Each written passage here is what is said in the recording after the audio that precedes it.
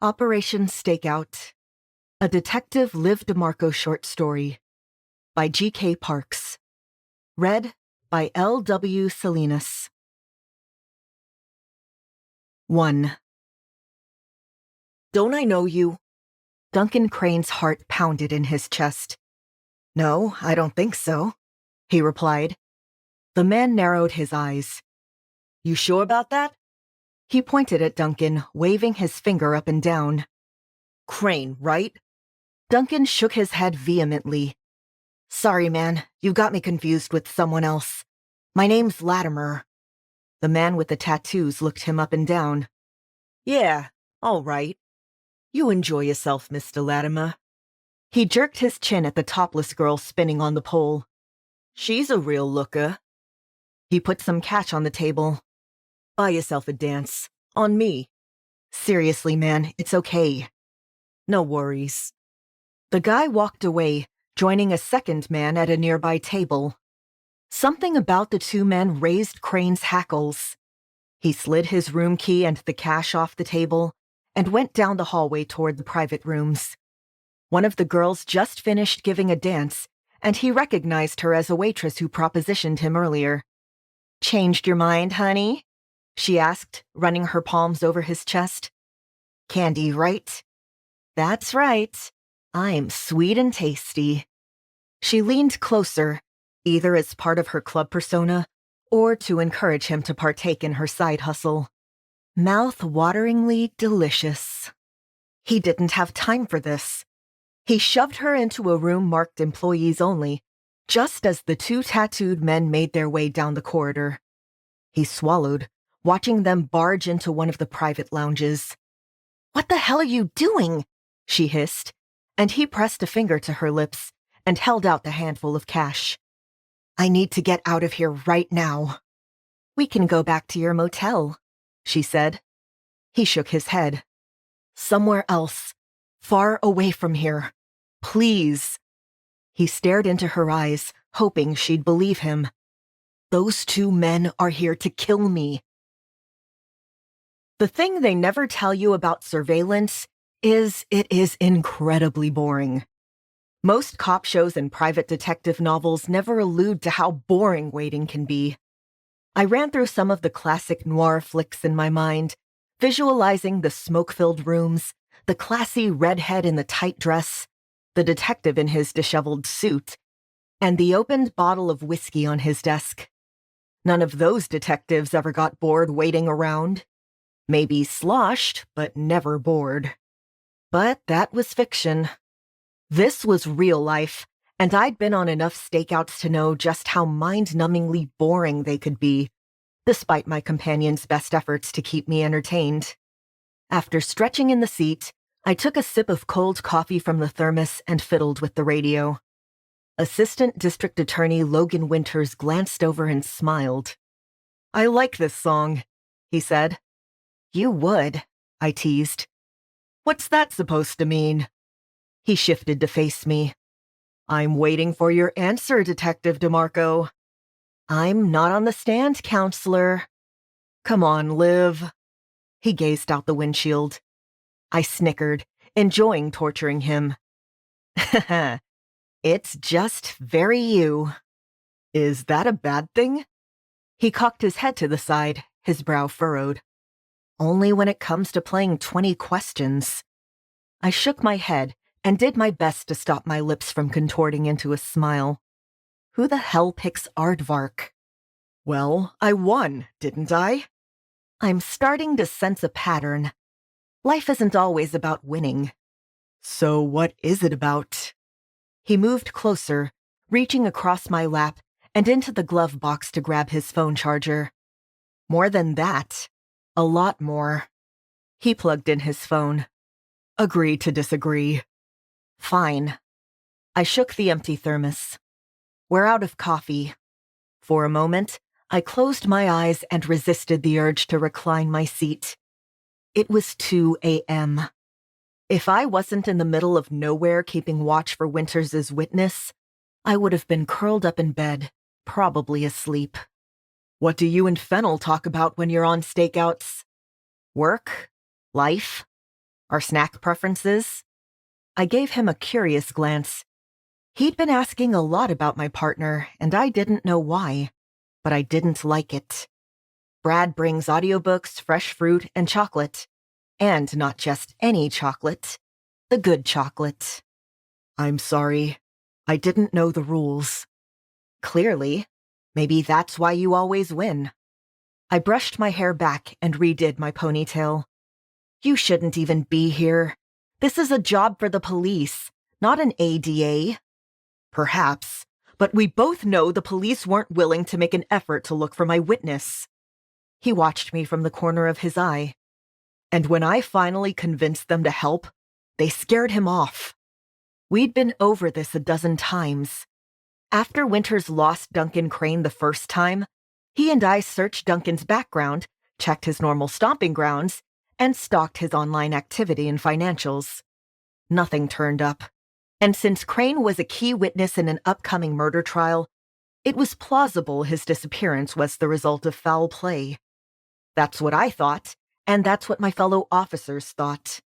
We didn't have a crime scene, and without that, no one at the station was willing to open an investigation. But Crane wasn't dead. At least, not yet. He was hiding. Running, actually. After a few helpful suggestions from yours truly, Winters hired a team of private eyes to track down Crane. As soon as a positive ID was made, the local authorities were notified. The bench warrant was issued, and Crane was set to be brought in. Unfortunately, things did not go according to plan. The sheriff spooked him. Crane rabbited, and now Logan and I were camped outside a sleazy motel based on an anonymous tip and some traffic cam footage. It could have been worse. Crane could be dead, and I could be leading the investigation to find his killer. Normally, my job was to arrest the crooks. It was the DA's job to put them away. And Logan screwed up by not placing Crane in protective custody, but since the new ADA had helped me out of a few jams, I didn't mind returning the favor. Well, at least until the coffee ran out. Now I was rethinking things. Beyond the windshield stood the Blue Diamond. There wasn't anything particularly blue or diamond-like about the roadside motel. It took 2 hours just to get here, and so far we hadn't spotted Duncan. According to the motel manager, a man matching the witness's description checked in earlier this afternoon. But we couldn't be sure it was Crane, and the last thing we needed was to spook him again. For a previously cooperating witness, his actions bordered on the extreme. Duncan must be terrified, and there was only one reason why he would be. Someone threatened him. Maybe he's out drinking. Logan jerked his chin at the converted warehouse across the street. His ex-girlfriend Sasha is an exotic dancer. Obviously, he has a type. Don't all men have the same type? Tight ass and fake tits? You'd be surprised. I raised an interested eyebrow. You got a fetish or something? Why don't you go out with me and find out? I don't put out on first dates. Logan smiled. Wow, I just asked for a date, and you're already planning to sleep with me. Damn, that was easy. I'm not easy. Neither am I. See, it's just another thing we have in common. We have something else in common? We both like locking up killers. It was a cheesy line, albeit true. I rolled my eyes. My partner had been right all along. The ADA did have an interest in me that went beyond professional courtesy. As if I didn't already have enough problems being the daughter of a decorated retired police captain. There wasn't a chance in hell I'd date someone from the prosecutor's office. That was asking for trouble, and I'd already had enough trouble to last a lifetime. Regardless, Brad would never let me hear the end of it. Maybe I just wouldn't tell him. Logan nudged my knee with the back of his hand. So what did we decide on the strip club? Are we going in? We have 2 hours until last call. First of all, we don't even know if Crane's inside. If he is, he'll have to come out at some point and we'll spot him then. Second, our intel suggests he's holed up in room 107, so we wait and see how it plays out. More than likely, he's asleep or watching TV. There's no back door, but there is an adjoining room.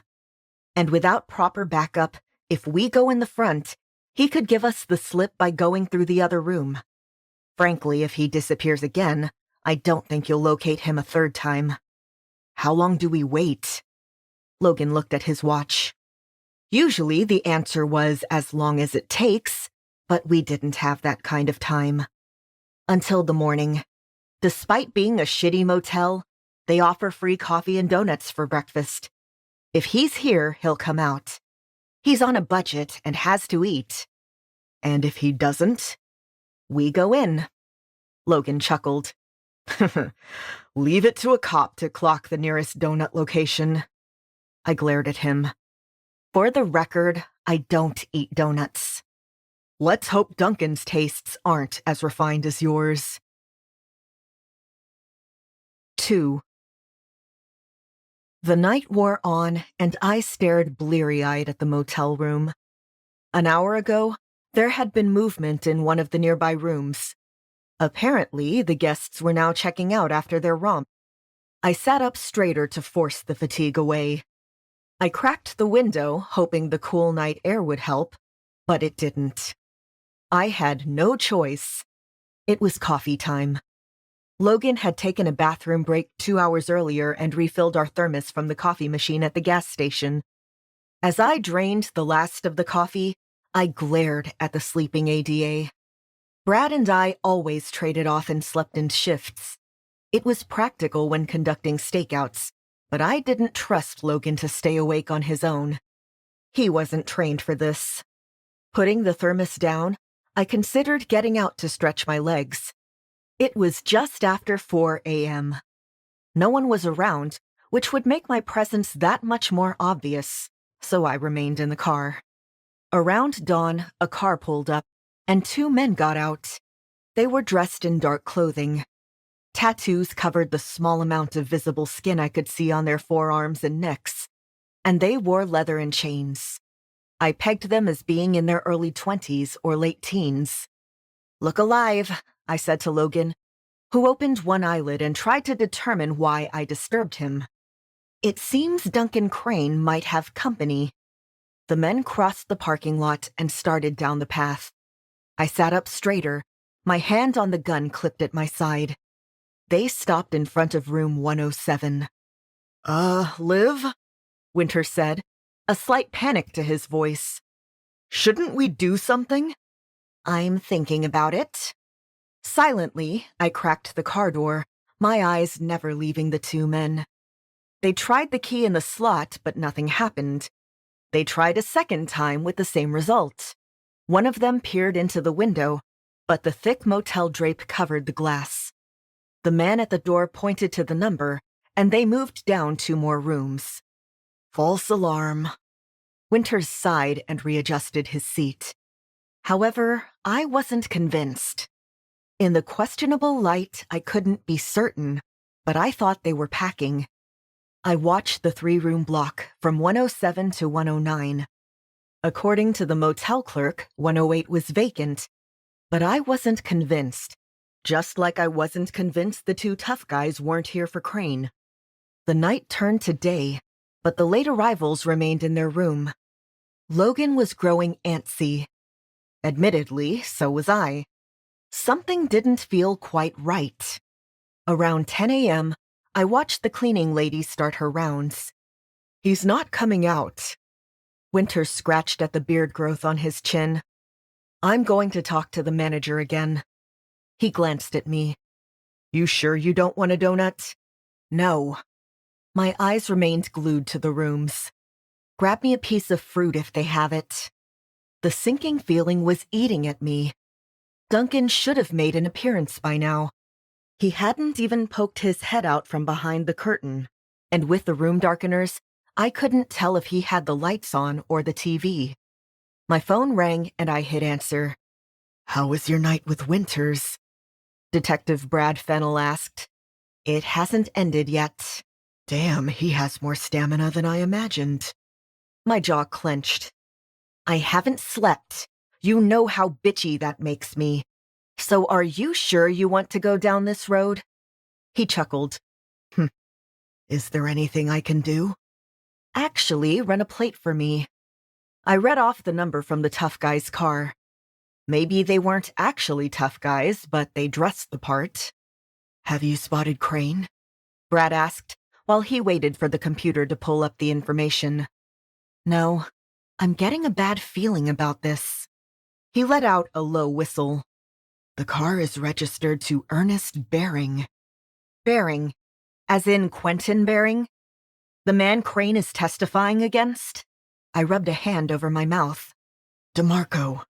Brad said my name in the hopes of getting my attention. Ernest doesn't have a record. He's clean. Bullshit. Despite common sense, we can't pick him up on anything. I suggest you keep your distance. I don't think you should tip your hand, not when you're by yourself. The wheels turned in Brad's head. I'll drive out and meet you. Not yet. I need to make sure Crane's here before we do anything. And I have to find him before Baring's goons do. Cousin, not goon. Same difference. Disconnecting, I watched the maid push the cart in front of room 104. It was the same room the couple used for their quickie. Hopefully, they left a mess. I stepped out of the car, relieved to finally stretch my legs. My body wasn't built to stay in tight enclosed spaces for long durations, and my back let out a series of cracks and pops. Winters returned, worry etched on his face. They didn't have any fruit, but I got you juice. Or something claiming to be juice. He handed me the paper cup and stood beside me. I asked about the guys in room 109. The manager said it's registered to an E. Baring. I know. You know? Brad called. I had him run the plate. I took a sip of the thick, overly sweet liquid. Not juice. Not even close. I handed it back to Logan. Keep an eye on 109. You see them come out, set off the car alarm. I'll be right back. Casually, I walked up to the maid's cart, grabbed the universal key card hanging from a lanyard at the side and a stack of towels, and continued to room 107. Knocking, I called out, "Housekeeping!"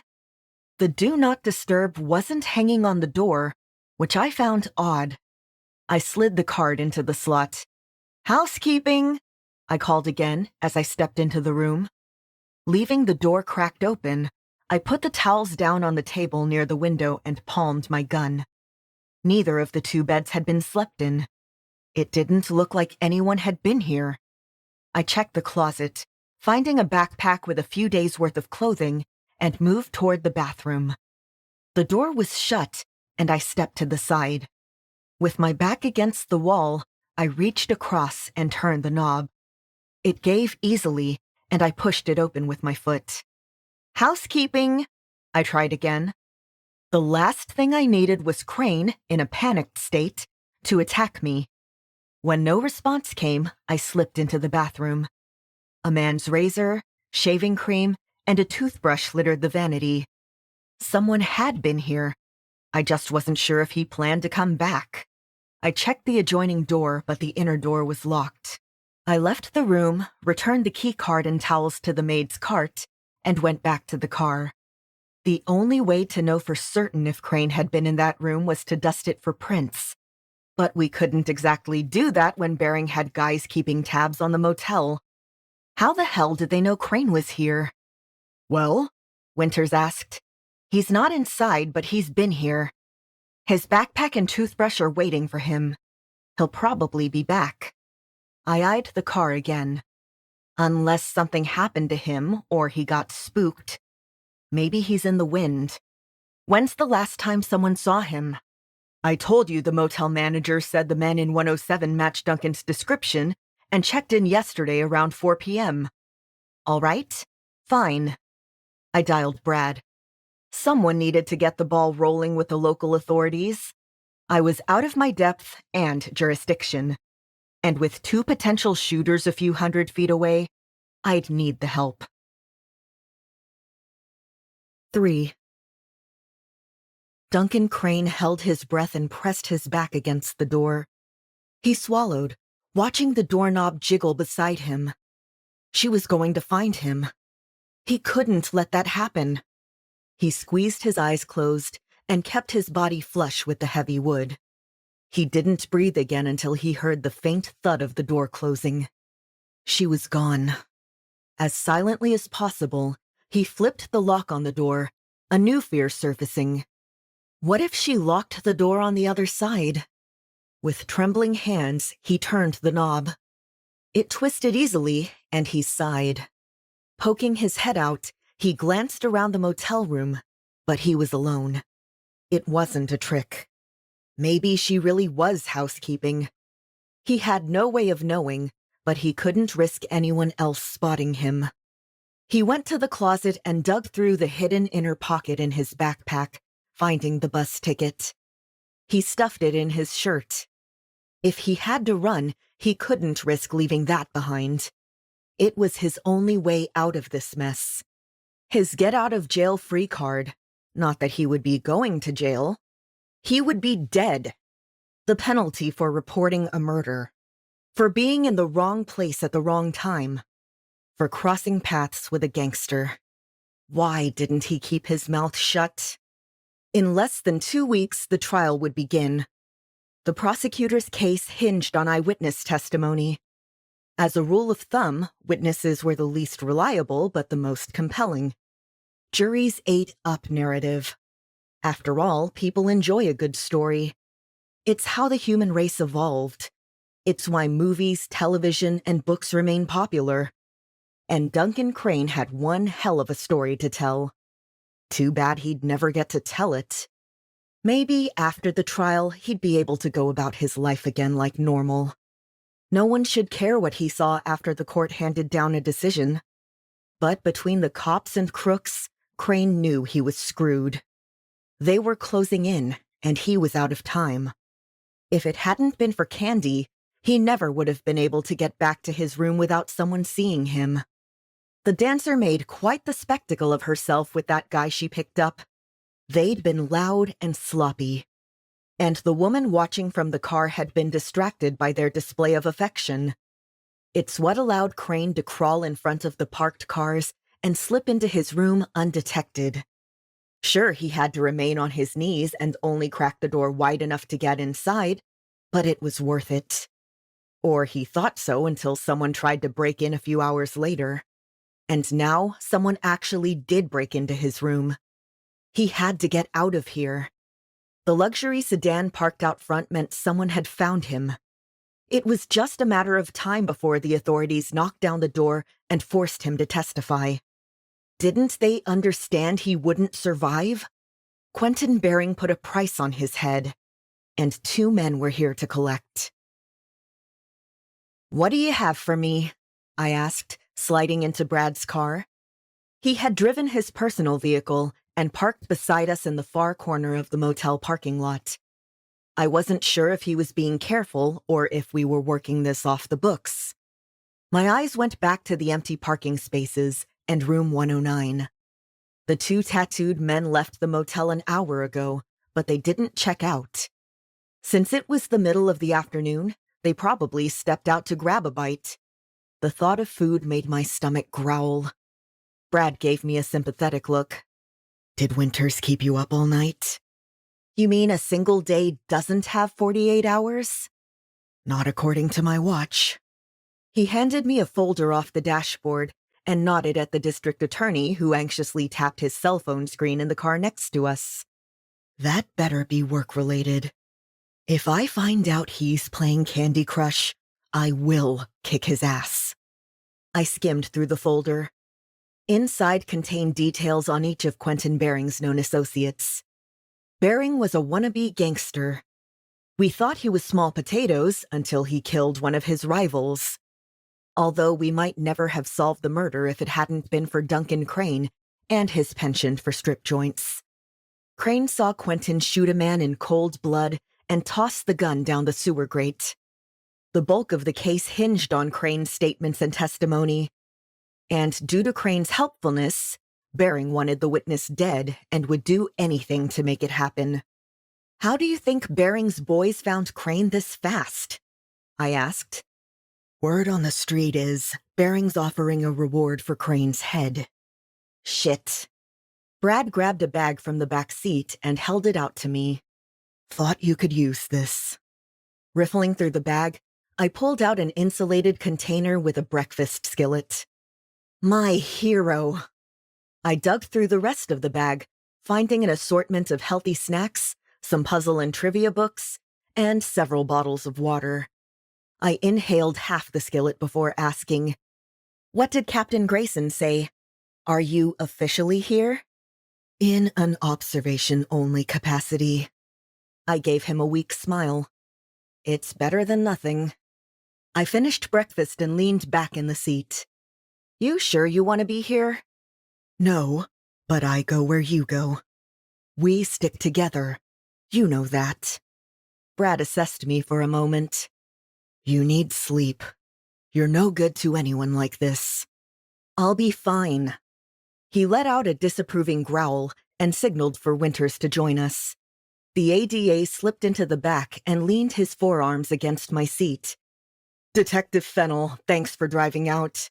What's going on? Any leads on Crane? Yeah, we'll get it sorted. Right now, you need to go in there. Fennel pointed to the office. And rent a room. The nicest one they have, preferably with a view of Crane's alleged room. Yeah, sure, no problem. Logan closed the door and darted across the lot. You should have checked in last night, Brad admonished. At least you wouldn't have been stuck in the car all night. Obstructed views, I said. This is the best vantage point, even if we are slightly exposed. Fennel surveyed the rest of the lot, eyeing the strip joint across the street. Did you check in there? Not yet. Logan's intel indicated Duncan was here. That's changed. Brad reached for the folder and flipped to the last page. Crane's ATM card was used 6 times in the last 18 hours. He must have run out of cash, and since he fled town, he can't borrow more from Sasha. He held out the copy of Duncan's most recent bank statement. There were numerous cash withdrawals from the ATM inside the Pink Lady. My eyes went to the bar. In the bright afternoon sun, the neon sign didn't look like much of anything. Damn it, Logan was right. For fuck's sake, don't tell him that. Brad grinned. Since the last withdrawal was around 8 o'clock last night, Duncan might have skipped town again. There's another gentleman's club over an hour away. If Duncan follows his pattern, he might stop there before making his way across the country, one titty bar at a time.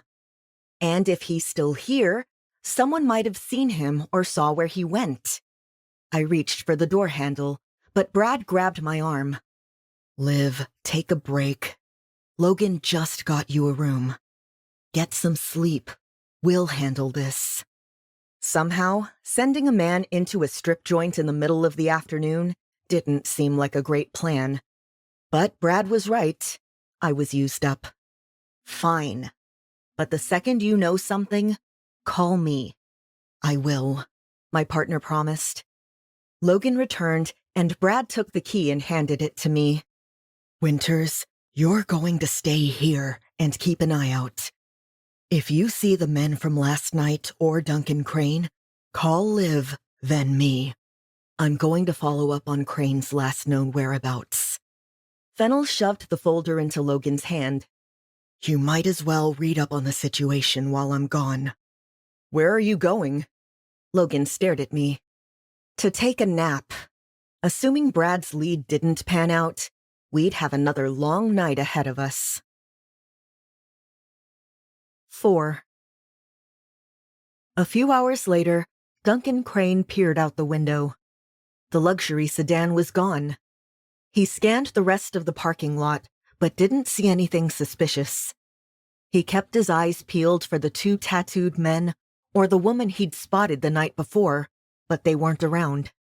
Letting out a sigh of relief, Crane tossed his few meager belongings into his knapsack and slipped out of the room.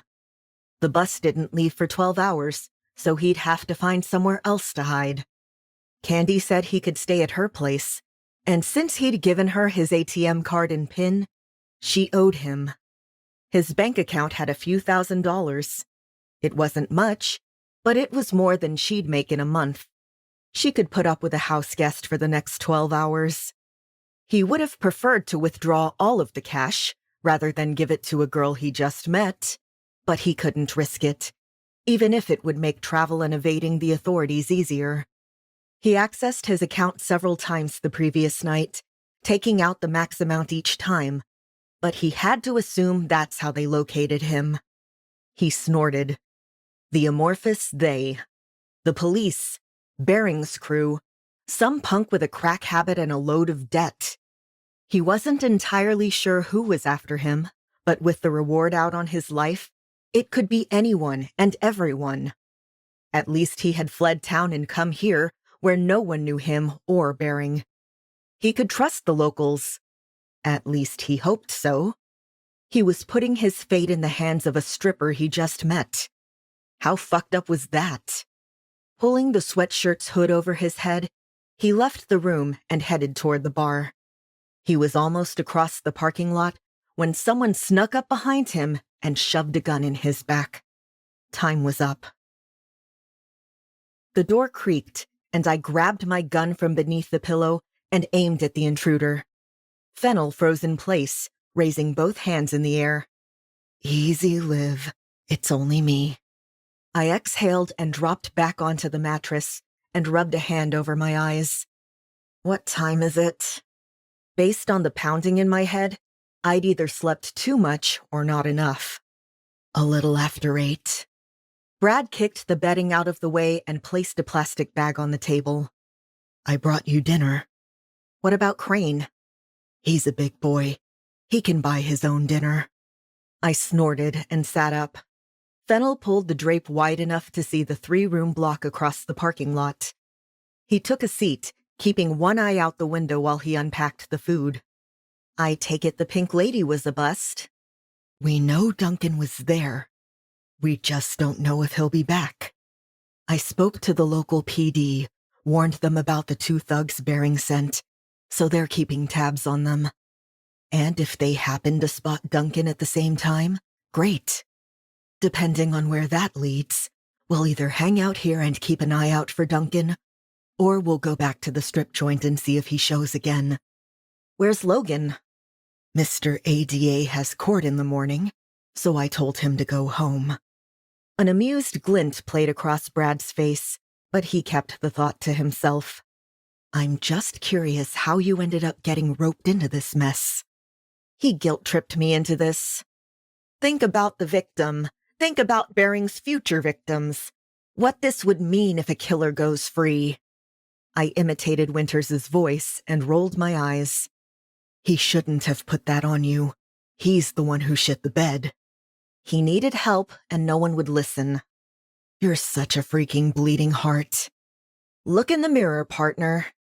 Brad chuckled. Yeah, I know.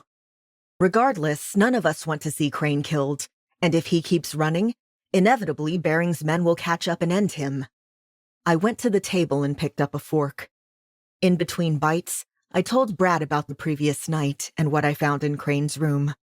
And you're certain there's no other way he could slip in or out without you noticing? None. Brad thought for a moment. We know he was at the Pink Lady around 8. And you didn't start surveilling his room until 7, so it stands to reason he left before you arrived. No shit, Sherlock. Brad pretended to smoke a pipe.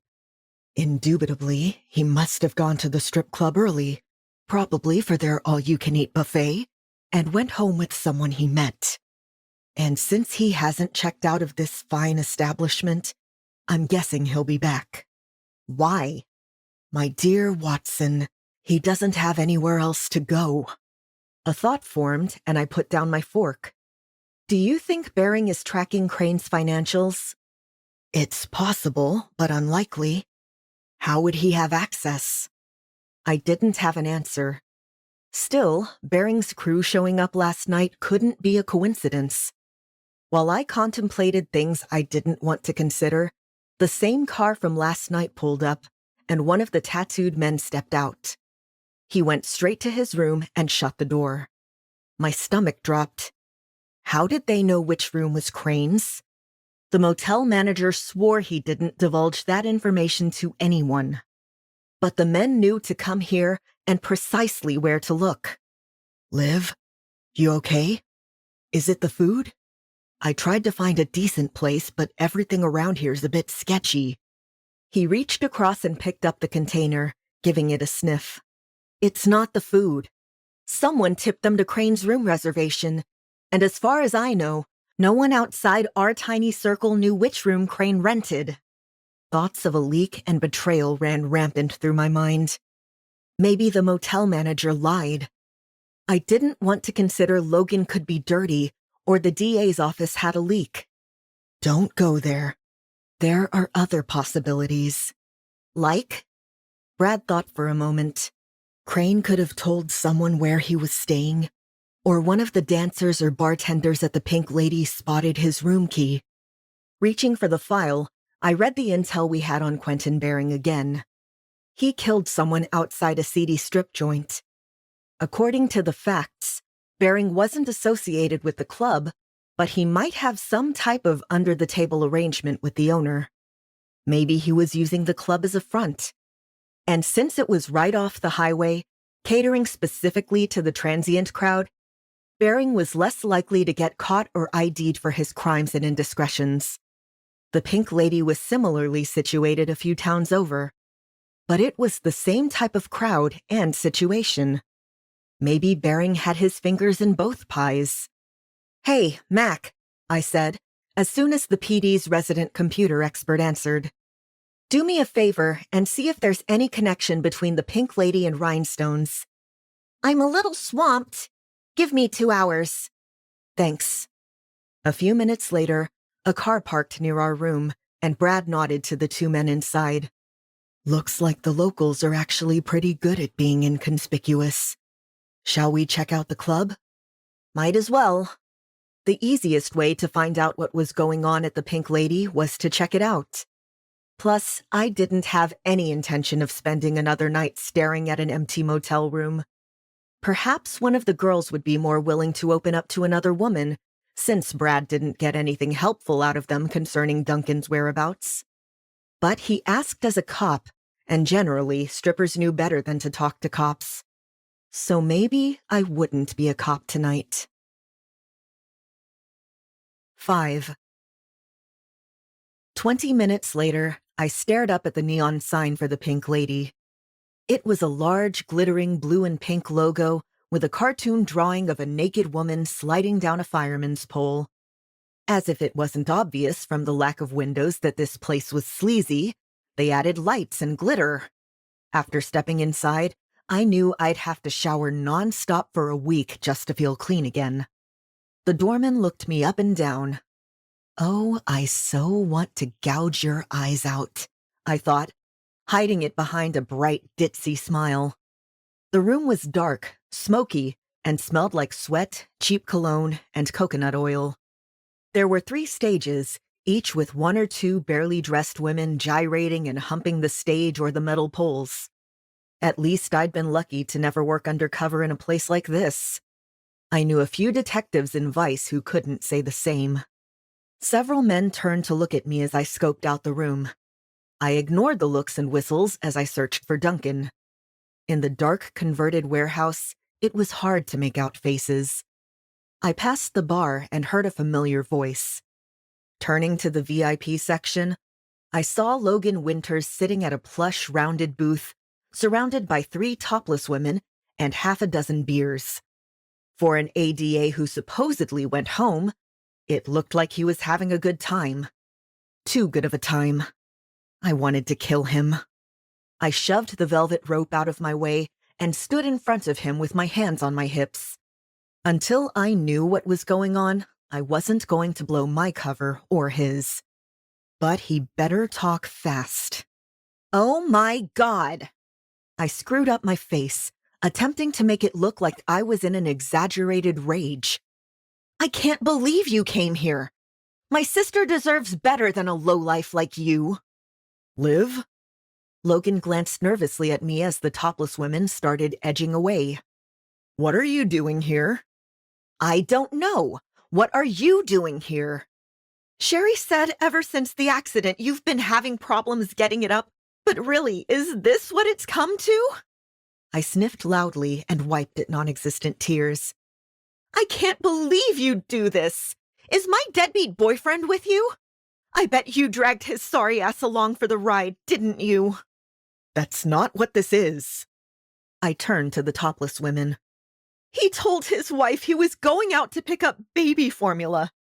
That was 2 weeks ago. Pig, one of them muttered, and they all stormed out of the VIP area. Logan grabbed my hand and pulled me down beside him. Thanks a lot. I was just about to get somewhere.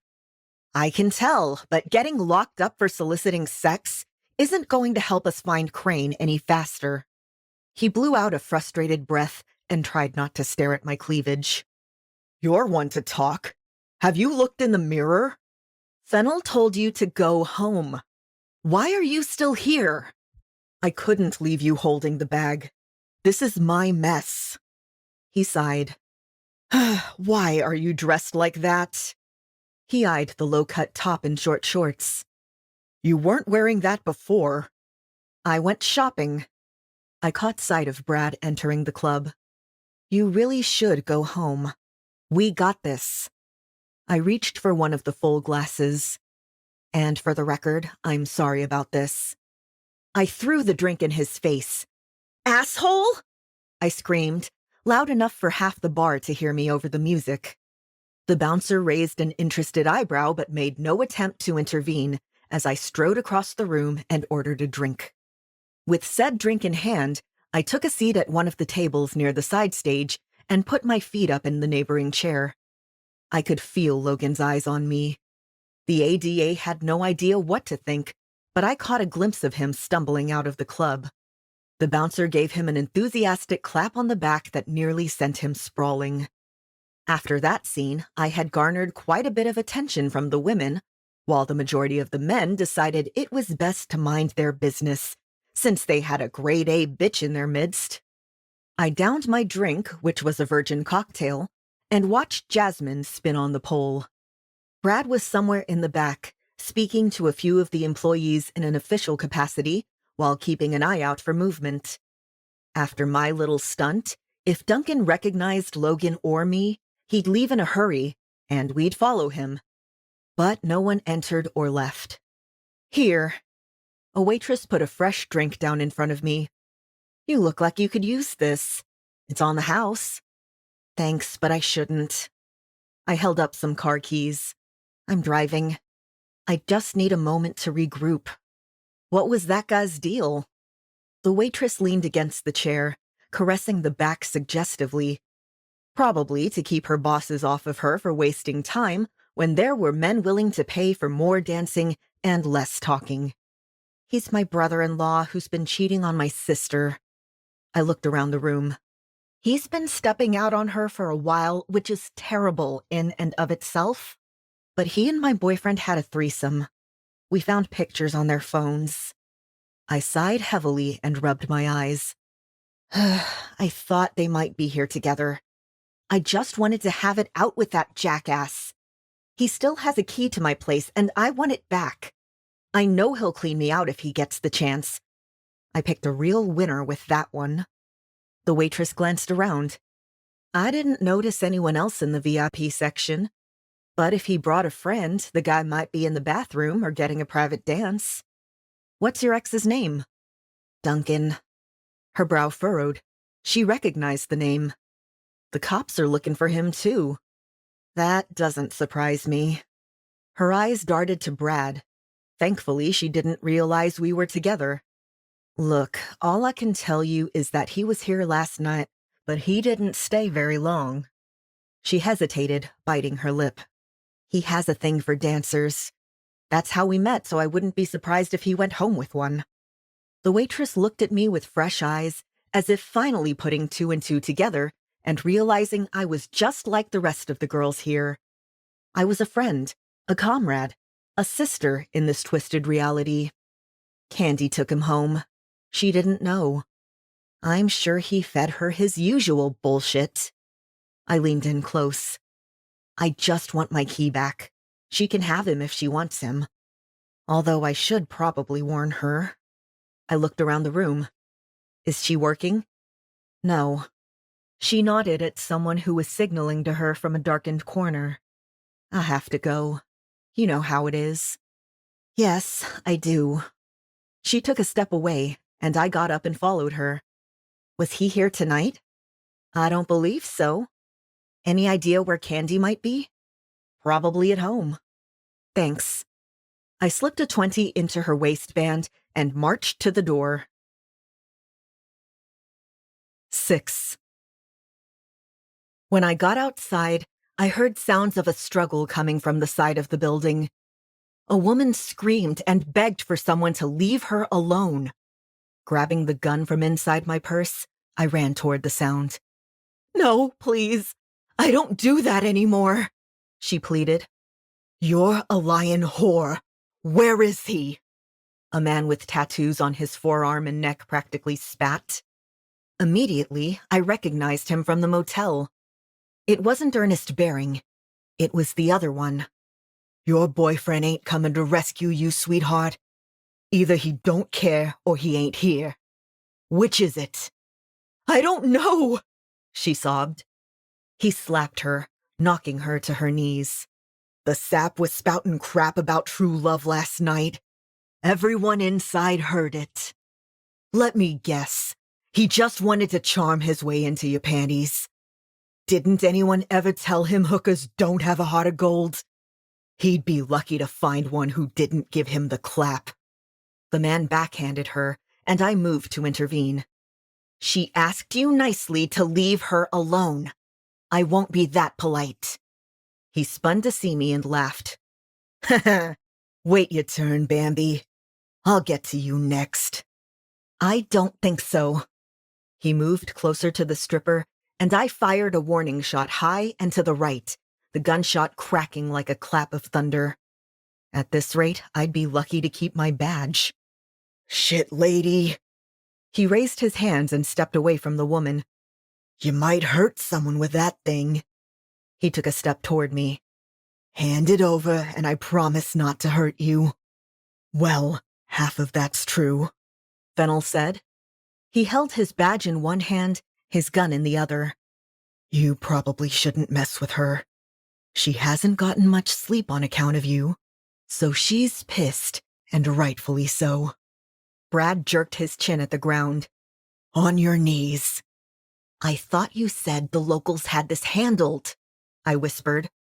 Clearly, I was wrong, Brad said. The stripper stared wide-eyed at us. I saw the fear in her eyes, and she did the one thing I hoped she wouldn't. She ran. You got him? I asked. Go, Brad ordered, and I chased after her. Her 4-inch platforms weren't the best choice of running shoe, and she stumbled and nearly face-planted 20 feet away. I knelt beside her while she examined her skinned knees. Candy? I asked gently. She looked up, fear in her eyes. How do you know my name? Lucky guess. I showed her my badge. I'm Liv DeMarco. I'm looking for Duncan Crane. I believe you might have been one of the last people to see him. She glanced uncertainly at the tattooed hoodlum as my partner slapped on the cuffs. Despite what Duncan might have told you, I'm trying to save his life. He can't hide forever. Assholes like that will find him. It's imperative I get to him first. I offered a hand and helped her up. She teetered on her heels, and I maintained a firm grip on her forearm in case she took another tumble or decided to run again. Brad nodded at us. Do you need an ambulance, ma'am? She shook her head. My partner looked at me, one hand on the thug, the other on his phone. I'm calling for someone to pick him up. Winters is waiting in the parking lot. Why don't you three have a chat in private? I'll find you as soon as I'm done here. I nodded and dragged her toward the waiting car. Winters pulled his luxury sedan to the side of the building, and we slid into the back. I met his eyes. I thought you left. You have a real problem following directions, counselor. You can read me the riot act later, Liv. He smiled warmly at the girl. But for now, you should introduce me to your friend. Logan, this is Candy. I gave her an encouraging look. She's going to help us save Duncan's life. She bit the inside of her cheek and mulled it over. Yeah, okay. I just don't want any more trouble. That guy won't bother you again, I assured her. Please. Logan turned up the charm, disarming her with his blue eyes. We need your help. She nodded a few times. Yeah, okay. In typical Duncan Crane fashion, after arriving in town, our witness found himself at the not-so-lovely roadside establishment. The pink lady's neon glow beckoned him like a siren. So he went to grab a bite and watch the show. However, Duncan only planned for this to be a brief stop. And since he spent the last of his cash securing a room at the Blue Diamond, he decided the ATM was worth the risk. He tipped well, Candy said. I thought he wanted a private dance, but he told me someone was trying to kill him. I guess that was true. She swallowed, her gaze traveling the path a squad car had just taken. I snuck him out the back. We drove around for a while and got to talking. He told me he saw something he shouldn't have and was on his way out of state. He has family in Michigan and planned to make his way there. When's the last time you saw him? I asked. She stared out the window. Late last night. I helped him sneak back into his motel room. He said people were watching his room, but he had to get in there. He left his bus ticket in his backpack, and he couldn't risk buying another one. Logan met my eyes. What bus? He didn't board a bus. He just bought a ticket. As far as I know, he's leaving in the morning. That's why I came here. I thought maybe he'd show up tonight. We could have one last hurrah.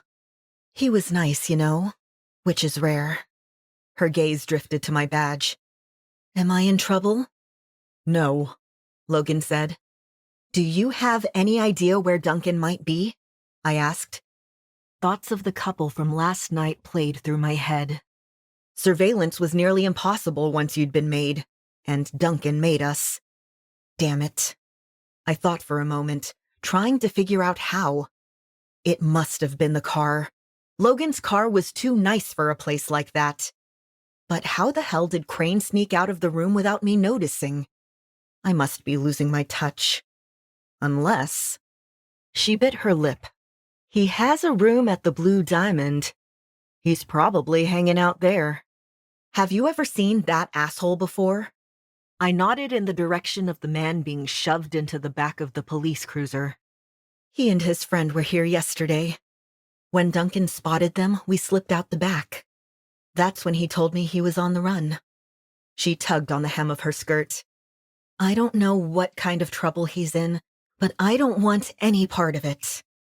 It'll be okay. I hoped that was true. Once we take Duncan into custody, Butch and Sundance won't have any reason to look for you. They just want to know where he is. I'd tell you if I knew.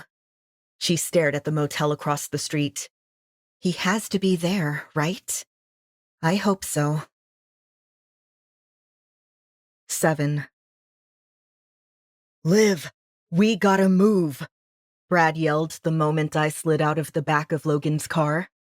The ADA was going to keep Candy safe until the situation was resolved, but I feared it might already be too late. Duncan's still at the motel. I know. My partner didn't wait for an elaboration. He raced across the street with me at his heels. By the time we made it to the parking lot, my gun was in my hands. I clipped my badge to the pocket of my shorts, regretting my choice of attire. Actually, I regretted a lot of things. 2 local squad cars had already pulled up, and 4 men congregated around the surveillance car. Blood spray covered the inside of the passenger window. The dark red droplets slowly slid down the glass. One of the cops was slumped inside the car. The other had been dragged out and was lying on the pavement while his fellow officers put their first responder training to work. I froze in place. Then I heard ambulance sirens. Brad tossed a look in my direction. "We'll take the room." "Careful, the shooter's close," one of the cops warned. This was a small town. Half the police force was already here, but their hands were full caring for their dying brothers. I knew they wanted blood, but it was about priorities. We'd handle the shooter while they saved lives. "Ernest Bering's the shooter," I said. The cop reached for his radio. "You sure?" "Positive," Fennell said, his gun aimed in front of him as he crossed the lot and made his way toward the block of rooms. I followed behind, my eyes sweeping the area. The door to room 107 was ajar, and Brad waited at the side. I tapped him on the shoulder, and he entered. I slipped in behind him, my gun sweeping the area. The room looked just like it had when I checked it the first time. Fennell moved toward the bathroom while I checked the closet. "Clear?" "Clear," I repeated. I glanced into the bathroom. The few toiletries were gone. I edged closer to the adjoining door. This time, we'd break it down if we had to. I unlocked the first door, expecting to be met with the locked second door, but it was wide open. It hadn't been like that the last time I checked. Someone was here. I went in first. The room was set up in a nearly mirror image of the one we just left. Only the art on the wall differed. Silently signaling to Fennell, I followed the blood trail. Brad checked the closet. A strangled moan came from the bathroom. It was locked. We didn't have time to wait. I took a step back and kicked the door in.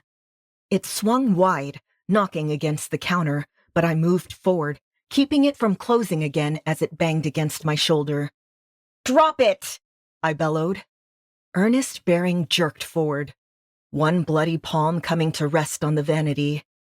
He considered firing, but his eyes fluttered. He dropped the gun and crumpled to his knees. He'd been shot.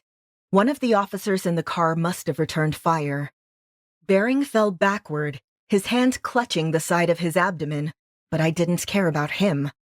Brad kicked the gun away, turned Bering over, and cuffed him. "Get help," I said, knowing Fennell was already halfway out the door. I crouched beside the tub, tugging the bloody shower liner wrapped around Duncan Crane. As soon as I pulled it away from his face and throat, he gasped.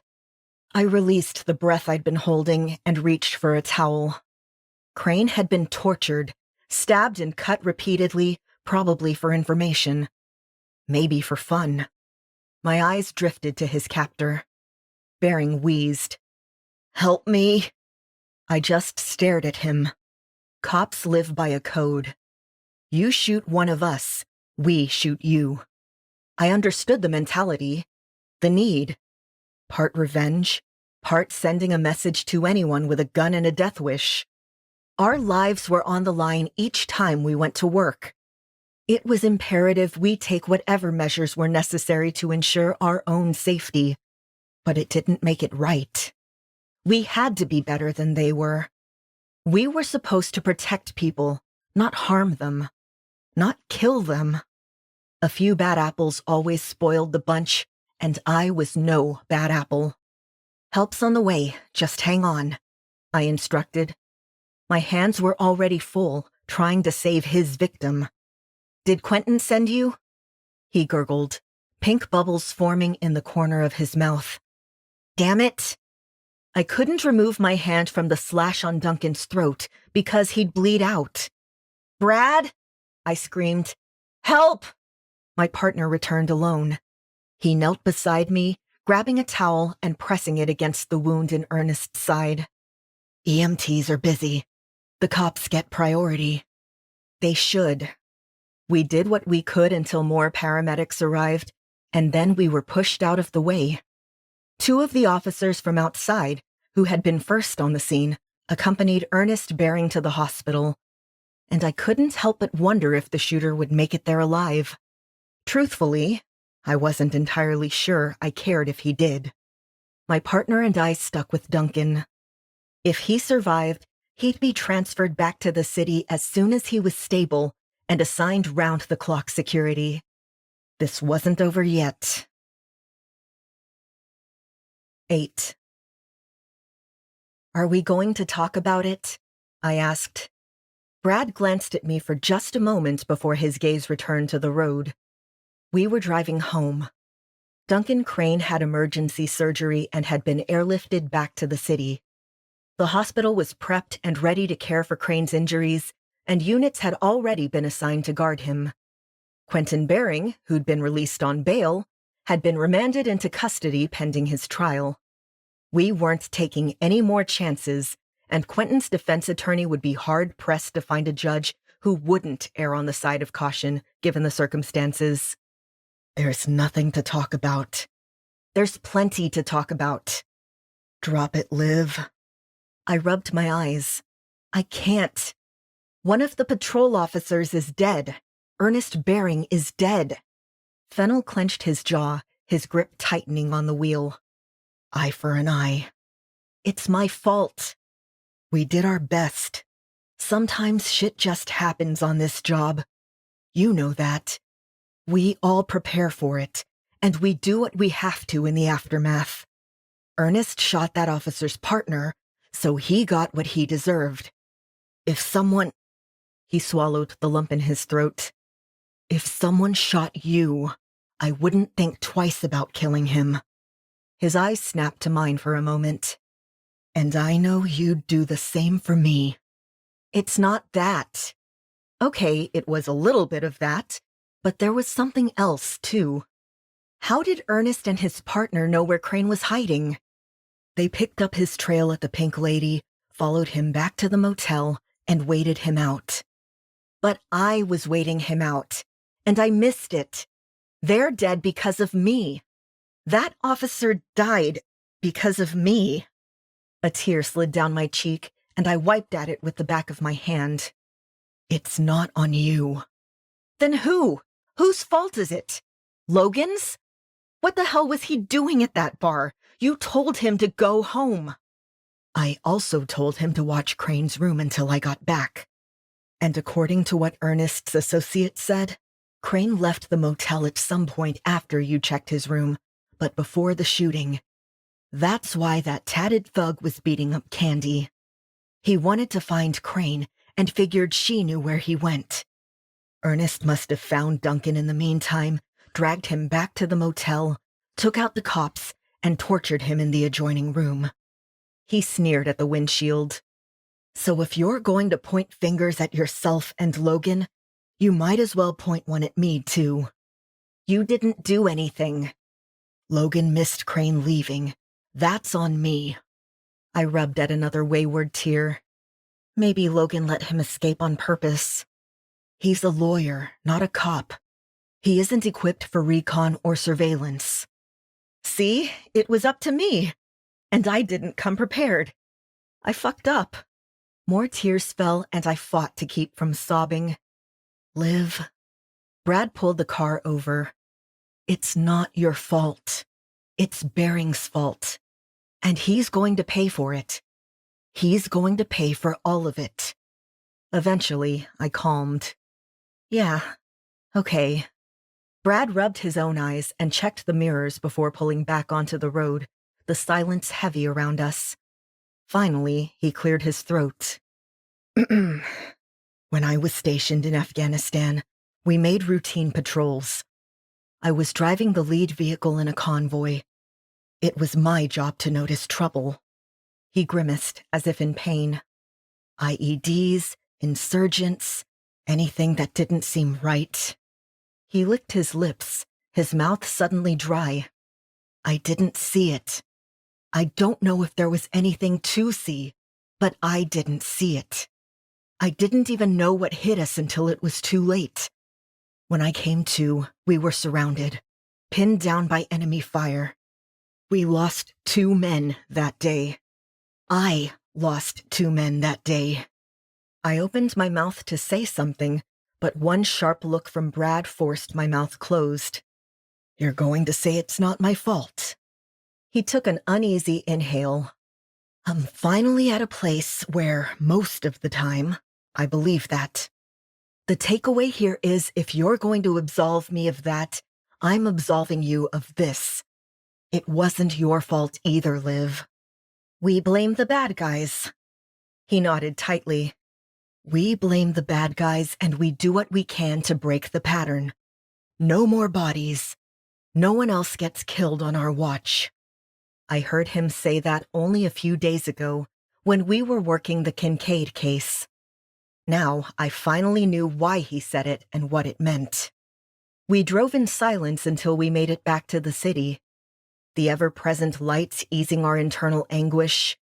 It was time for some levity. In a few hours, it'd be a new day.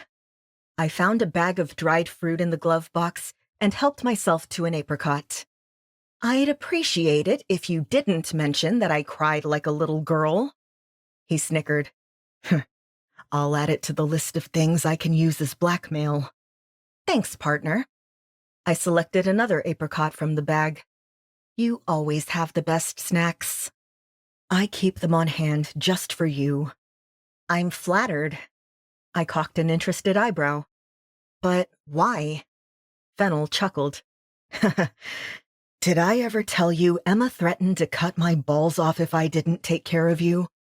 According to her, processed food is a slow death, and if I kill you slowly, she'll kill me slowly. Sounds like my best friend, but I think you could take her. I wouldn't be too sure. I held out the bag and he helped himself to a handful. She's been on a health food kick for as long as I can remember, even before she became a nurse. Nothing wrong with that. When I got out of the service, I did that whole primal thing for a while, but you know how work gets. He bit into an apricot. I'm lucky to find a salad made with fresh ingredients. And let's not even talk about finding a delivery joint with grass-fed beef. Yeah, I know. That's why when I work undercover, I just go with the flow. It's easiest. He turned, finding the tone of my voice odd. How are you feeling after that bike accident? Still sore? I nodded. It wasn't that bad until I sat in the car all night with Winters. I'm just stiff and bruised. Bet your boyfriend got a little stiff, too. You should ask the topless waitresses. He might have an obsession. Brad ate another apricot. Are you going to go out with him? Why? Fennel shrugged. No reason. He just asked if I'd put in a good word for him. I take it that means he's pretty serious about wooing you. What did you tell him? I told him if he didn't treat you right, Emma would cut off his balls. His eyes crinkled at the corners, and I'd shove them down his throat. Nice, I said sarcastically. And my mother wonders why I don't date. This has been Operation Stakeout, a Detective Liv DeMarco short story. Written by g.k.parks. Read by L.W. Salinas. Copyright 2019 by g.k.parks. Production copyright 2020 by g.k.parks.